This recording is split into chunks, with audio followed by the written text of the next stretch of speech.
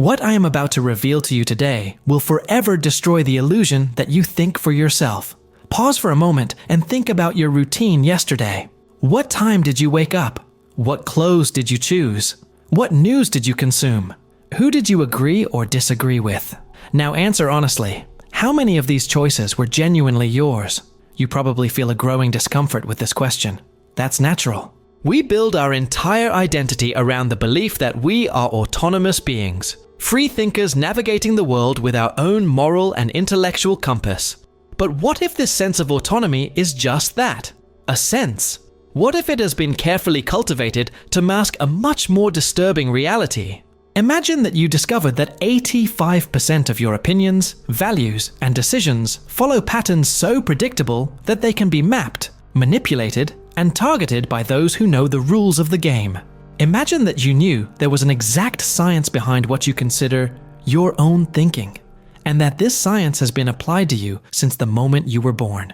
I'm not talking about conspiracy theories or fictional mind control.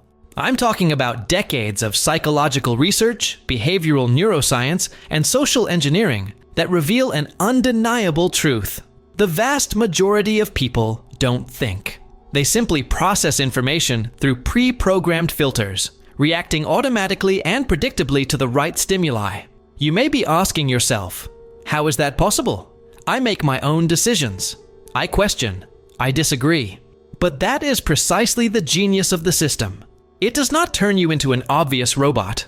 It leaves you with a comfortable sense of autonomy while gently guiding you toward choices that have been predetermined for you. Today, I'm going to show you the irrefutable scientific evidence of this silent programming. I'm going to reveal how a German shepherd imprisoned under a totalitarian regime uncovered the secret code that explains why entire civilizations can be manipulated without resistance.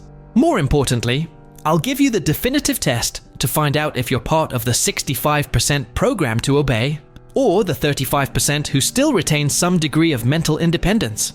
But before I show you this disturbing evidence, I need you to understand that this is no accident. In the summer of 1961, a psychology professor at Yale University conducted an experiment that would forever change our understanding of human nature. Stanley Milgram wasn't trying to prove that people are evil.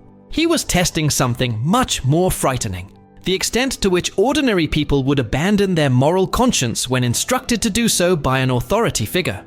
The results were devastating. 65% of participants, normal, educated people with families and values, administered electric shocks they believed to be potentially lethal to another human being, simply because a man in a white coat told them it was necessary for the experiment. They heard screams of agony, pleas to stop, disturbing silence, and they kept pushing the button. But here's what you never knew about this experiment. Milgram wasn't documenting human failure. He was mapping a deliberately cultivated trait. Those 65% weren't weak or evil people. They were the end product of a conditioning system that had worked perfectly. Think about your own life. How many times have you done something you didn't want to do simply because an authority said it was right? How many times have you swallowed opinions that contradicted your intuition because they came from experts, the media, or respected figures? How many times have you chosen the path of least resistance instead of questioning what seemed obviously wrong? This tendency is not a bug in the human system. It is a feature. It has been carefully programmed into you through decades of social, educational, and cultural conditioning. From the moment you learn to be nice, don't question your elders, and follow the rules, you were being trained for automatic obedience. Notice how this plays out in everyday life. You're driving and see a huge line at a restaurant. You automatically assume the food must be good. Why? Because you've been conditioned to interpret collective behavior as validation of quality. You see a trending hashtag and, without even researching it, absorb the prevailing narrative. You hear that studies show something and accept it as truth without ever seeing the studies or questioning who funded them. Each of these reactions seems natural, intuitive, but they are programmed responses, as predictable as a conditioned reflex. You are not thinking. You are executing mental code installed by others. The genius of this system is that it doesn't remove your ability to think. It just redirects that ability into safe, controlled channels. You can debate politics fervently, but always within the spectrum of pre-approved options. You can question details, but never the fundamental premises. You can rebel, but always in ways that don't threaten the actual structure of power. It's like an open-world video game. You have the feeling of total freedom to explore, but you are always limited by the parameters programmed by the developers. The difference is that in the game, you know you're playing. But let's go deeper. Look at your own patterns of information consumption. You probably have trusted sources of news, influencers you follow, channels you watch, and interestingly, all of these sources tend to confirm worldviews you already hold. This is no coincidence. It is the result of extremely sophisticated algorithms that have mapped your psychological profile and feed you exactly the type of content that reinforces your existing beliefs. You believe you are informing yourself, but in fact, you are being domesticated. Every click, every like, every share feeds a machine learning system that knows you better than you know yourself. It knows what kind of headline will make you click, what kind of outrage will make you comment, what kind of confirmation will make you share. This digital architecture of mind control is just the modern version of a much older project. For centuries, social institutions have been refining the techniques of human domestication. School taught you to sit in rows, raise your hand to speak, accept authority without question. Religion taught you to trust revealed truths rather than empirical observation. The media taught you to absorb ready-made narratives instead of investigating for yourself. Each of these institutions, taken alone, seems benign or even beneficial. But when you look at the big picture, you realize that they all work in synergy to produce the same result: human beings who follow instructions without resistance. And here's the most disturbing part. This system works so well that its victims defend it fervently. When you point out that someone is acting in a programmed way, the most common response is not curiosity or self-reflection. It's defensive anger. As if you were attacking not just their opinions, but their very identity.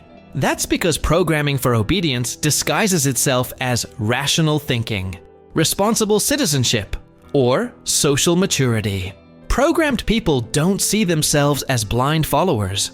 They see themselves as sensible individuals who have simply arrived at the obvious conclusions through common sense. This architecture of submission wasn't built by accident. It is the result of decades of research on how to create docile, predictable, and easily manageable populations. And the man who first understood this with crystal clarity was watching its implementation in real time in the heart of the German totalitarian regime of the 1940s. But to understand how we got here, we need to know the man who dared to challenge this programming and paid the ultimate price for his audacity. Is this content making you reflect and sparking new ways of thinking? If so, click the super thanks button just below the video. It's a way to say thank you and help me bring more content like this to those who need to reflect on life. Dietrich Bonhoeffer had everything to be just another German intellectual conforming to his times. Born in 1906 into an elite family, his father was one of Germany's most respected psychiatrists. He grew up surrounded by an absolute belief in the power of education, reason, and civil discourse. At the age of 21, he already had a doctorate in theology. At 24, he had completed his academic qualification. His future was mapped out. A brilliant career at prestigious universities, far from political turmoil. But something disturbing began to happen around him. People he respected, university professors, fellow theologians, refined intellectuals, began to support a movement that contradicted everything they claimed to believe in. These were not ignorant fanatics being manipulated by crude propaganda. They were brilliant, seemingly free minds making choices that seemed completely irrational. Bonhoeffer watched with growing horror as his academic colleagues rationally justified the unjustifiable. They were not being forced. They were not being threatened. They were genuinely convinced that their new convictions were the result of careful reflection and objective analysis of reality. It was then that he realized something that would change his understanding of human nature forever. The ability to think can be voluntarily abandoned. And when that happens, a person does not become less intelligent. They become something far more dangerous. They become a perfectly functional instrument in the hands of those who understand how to operate their new programming. In his letters from prison, written while awaiting execution, Bonhoeffer described with surgical precision what he had witnessed. Against stupidity, we are helpless. Neither protest nor force works. Reasons fall on deaf ears. But the word he used, dummheit, did not refer to a lack of intelligence. It referred to something much more sinister, the voluntary abdication of independent judgment. He had discovered that there is a fundamental difference between bad people doing bad things and good people doing bad things. The former know they are wrong, which creates internal tension and the eventual possibility of change. The latter genuinely believe they are right, which makes them impervious to correction. The fact that the stupid person is often stubborn should not blind us to the fact that he is not independent, Bonhoeffer wrote. Talking to him, one has the feeling that one is not dealing with him as a person, but with slogans, catchphrases, and the like that have taken possession of him. Think about what that means. Bonhoeffer was describing people who had become hosts to ideas that were not their own. They spoke, argued, even fought for these ideas. But the words coming out of their mouths were echoes of voices they could no longer even identify. Does this remind you of anything? How many times have you heard someone passionately defending a political, social, or moral position, using exactly the same words, the same expressions, the same arguments you had seen in the media days before? Not adaptations or personal interpretations, literal repetitions, as if the person were a human loudspeaker playing back recordings. Bonhoeffer understood that this was not the result of traditional persuasion. It was the product of a much more sophisticated form of control. The creation of conditions where abdicating independent thought becomes psychologically more comfortable than maintaining it. When people are overwhelmed, anxious, or facing constant uncertainty, the brain seeks shortcuts to reduce energy expenditure. Thinking independently is cognitively expensive. It requires time, mental energy, and a willingness to live with ambiguity and discomfort.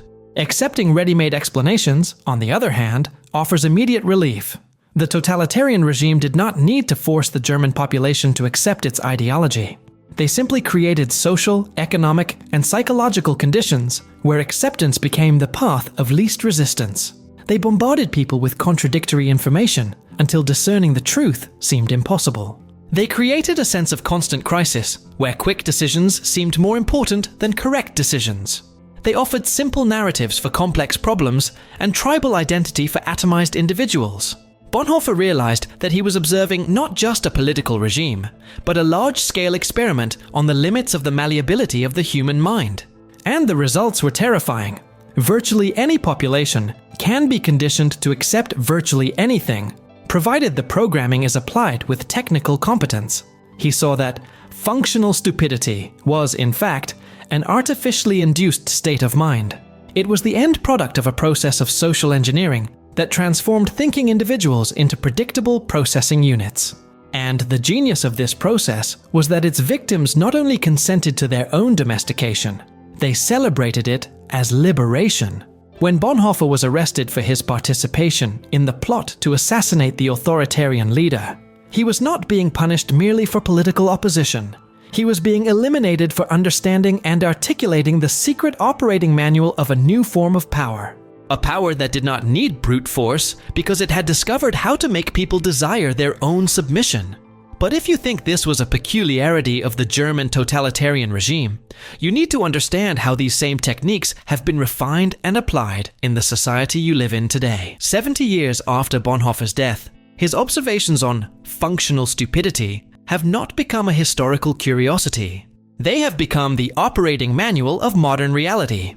What he witnessed in the German totalitarian regime was only the beta prototype of a system that today operates on a global scale with surgical precision. The difference is that you don't realize you're being operated on. Consider how your attention is managed throughout a typical day. You wake up and, before you even get out of bed, you are already consuming information carefully curated by algorithms that know your emotional triggers better than your closest friends. This information is not neutral. It has been specifically selected to produce specific mental states: outrage, fear, validation, desire. Every post you see, every news story that appears on your timeline, every ad that pops up on your screen has been chosen by artificial intelligence systems that have processed millions of data points about your behavior to predict exactly how you will react. You believe you are staying informed or connecting with friends. In reality, you are being subjected to a continuous behavioral experiment, where you are simultaneously the lab rat and the product being sold. But modern manipulation goes far beyond screens. It begins the moment you are born and becomes part of institutional systems designed to shape not only what you think, but how you think. In school, you learn to sit in rows, raise your hand to speak, accept information without questioning its sources, and reproduce correct answers on standardized tests. You were told that this was education, but in practice it was training in conformity. You learned that authority must be respected, that truth comes from official sources, and that thinking differently from the majority is problematic. In the world of work, this programming was refined. You learned to follow protocols without questioning their logic, to accept hierarchies without challenging their legitimacy, and to focus on specific tasks without understanding the bigger picture. They called it professionalism, but it was conditioning for functional obedience. In your social life, you were trained to avoid controversial conversations, not to question dominant narratives in groups, and to prioritize superficial harmony over uncomfortable truth. They called it emotional intelligence or social maturity, but it was programming for tribal conformity. And in all of these environments, one message was constantly reinforced. People who think too independently are problematic. They are conspiracy theorists, extremists, antisocial, or simply difficult. The very act of questioning fundamental assumptions was redefined as social pathology. Watch how this plays out in practice. When someone questions an official narrative, whether about health, politics, economics, or any other topic, the response is not to examine the evidence presented. It is to disqualify the person doing the questioning. They are labeled, ridiculed, or simply ignored. The substance of their concerns is never addressed because the system was not designed to deal with substantive challenges. This is no accident. It is the result of decades of social engineering that has transformed critical thinking from a civic virtue into a social transgression. Thinking independently is not just discouraged. It is actively punished through isolation, ridicule, and exclusion. But perhaps the most sophisticated manifestation of this programming is how it operates through false dichotomies. You are constantly presented with two opposing options and led to believe that choosing one represents independent thinking. Left or right, liberal or conservative, for or against. This apparent choice creates the illusion of autonomy while drastically limiting the spectrum of possibilities considered.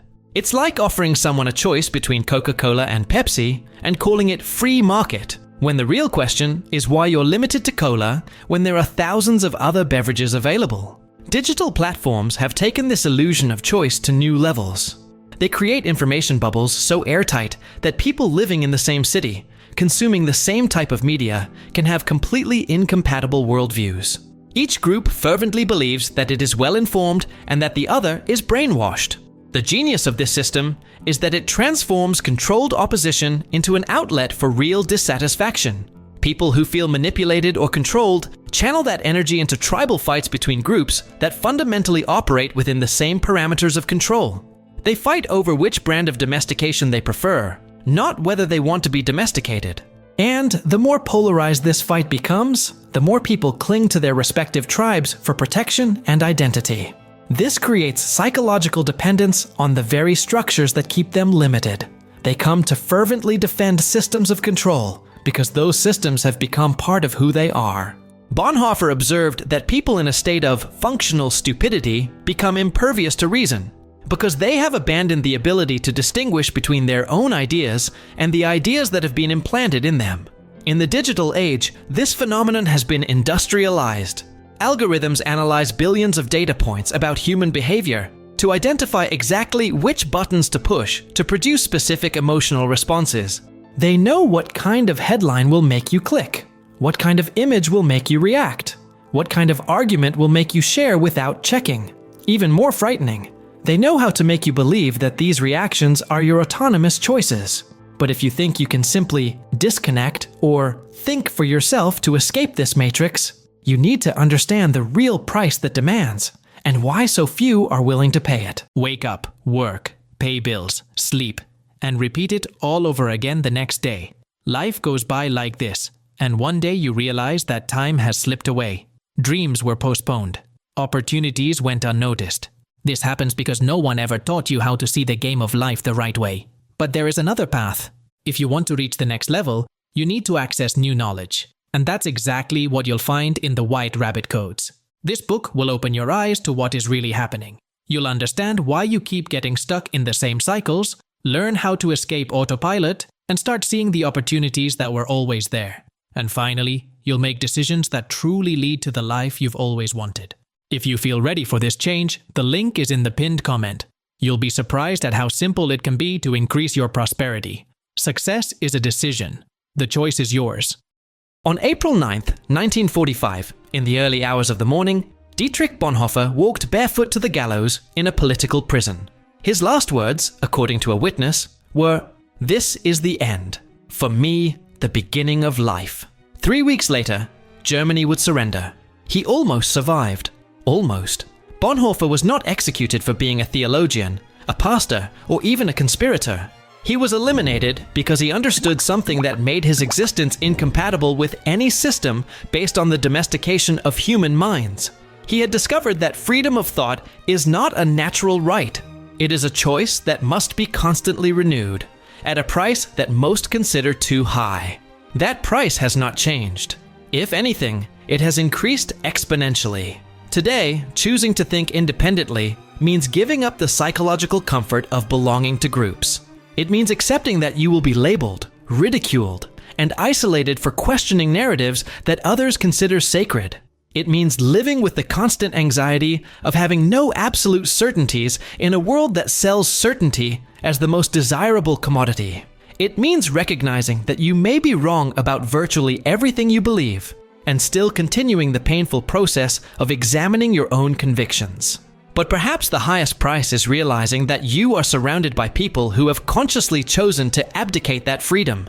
People you love, respect, and admire, operating on autopilot, repeating scripts they have never questioned, defending positions they have never truly examined.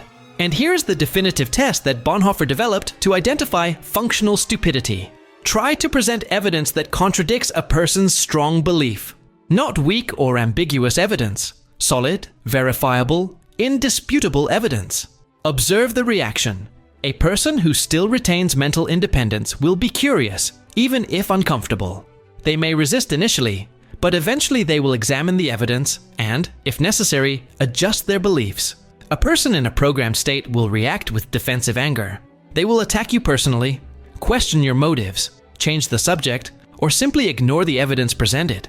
To them, you are not offering information. You are attacking their identity. Try this test with people around you. The results will be disturbing. You will find that the vast majority of people you know can no longer distinguish between their beliefs and who they are. Their opinions have become extensions of their ego, and any challenge to those opinions is perceived as an existential threat. This did not happen by accident. It is the result of decades of conditioning that has transformed beliefs from tools for navigating reality into markers of tribal identity. People do not defend their ideas because they believe they are true. They defend them because those ideas have become part of who they are. Bonhoeffer understood that when this happens, a person ceases to be a thinking individual and becomes a biological terminal reproducing programmed information. They may be highly functional, even brilliant in specific areas, but they have lost the fundamental capacity that defines the human experience, the ability to question their own assumptions. And here, we arrive at the central paradox of our age. We live in the era of greatest access to information in human history, but also in the era of greatest intellectual conformity. We have tools that could liberate the human mind from ancestral limitations, but those same tools are being used to create forms of control more sophisticated than any tyrant of the past could have imagined. The difference is that ancient tyrants needed to use force to control bodies. Modern controllers have figured out how to make people desire their own mental domestication. They don't need political prisons when they have social media. They don't need state propaganda when they have personalized algorithms. They don't need secret police when people police each other, punishing deviations from approved thinking through social cancellation. The system is so efficient that its victims defend it as freedom. But within this grim reality lies a truth that the architects of control would rather you not discover. Programming for obedience only works as long as you don't recognize that you are programmed. The moment you see the code operating, it loses its power over you. Bonhoeffer died defending a simple but revolutionary idea that every human being has not only the right, but the responsibility to think for themselves, even when, especially when, it contradicts authorities, challenges consensus, and threatens power structures. He understood that mental freedom is not a state you achieve and maintain forever. It is a daily practice, a continuous act of resistance against forces that want to turn you into another predictable node in a controlled network. The question Bonhoeffer left us with is not whether we are smart enough to avoid programming. It is whether we are brave enough to accept the discomfort of thinking independently when the entire system around us is designed to make mental submission easier, more comfortable, and more socially rewarding. The Matrix doesn't need agents when it has obedient volunteers. And perhaps the most disturbing discovery of all is realizing how many of us have chosen the role of the obedient, without even realizing we made that choice. But now you know. And with that knowledge comes a responsibility that cannot be undone. From this day forward, every time you choose conformity over curiosity, comfort over truth, tribal certainty over individual uncertainty, you are making a conscious choice. The question is, what choice will you make? If you've made it this far, you've already taken a step beyond most people. You're subscribed to the channel, you watch the videos, you reflect on every idea. Now the question is, how far do you want to take this? If you want to take the next step and truly apply this knowledge to your life, the White Rabbit Codes is ready for you. The link is in the pinned comment. Remember, success is a decision. The choice is yours. Count on me and follow the White Rabbit.